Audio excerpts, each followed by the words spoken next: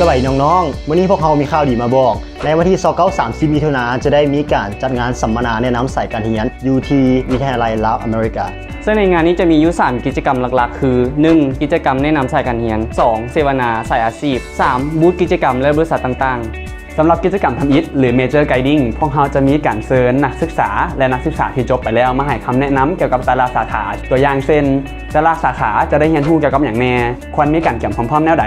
หรือจบไปแล้วสามารถประกอบอาชีพได้แน่ตัวอย่าง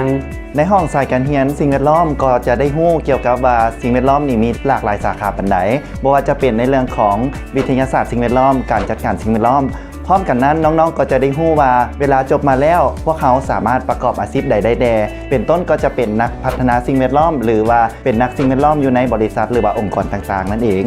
สำหรับกิจกรรมที่2เป็นกิจกรรมเสวนาแนะนำสายอาชีพซึ่งกิจกรรมนี้จะได้เชิญผู้ที่มีประสบการณ์การทำงานตัวจริงเพื่อมาแบ่งปันประสบการณ์ต่างๆเกี่ยวกับการเฮ็ดเวียกและบ่งบอกถึงความสำคัญของการเลือกสายการเรียน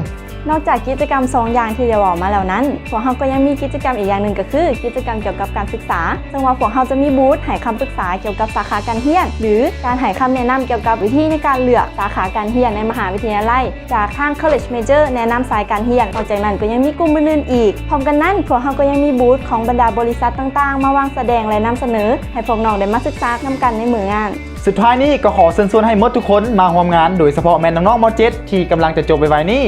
มั่นใจได้เลยว่างานนี้จะบ่เฮ็ดให้น้องๆผิดหวังอย่างแน่นอนแล้วพบกั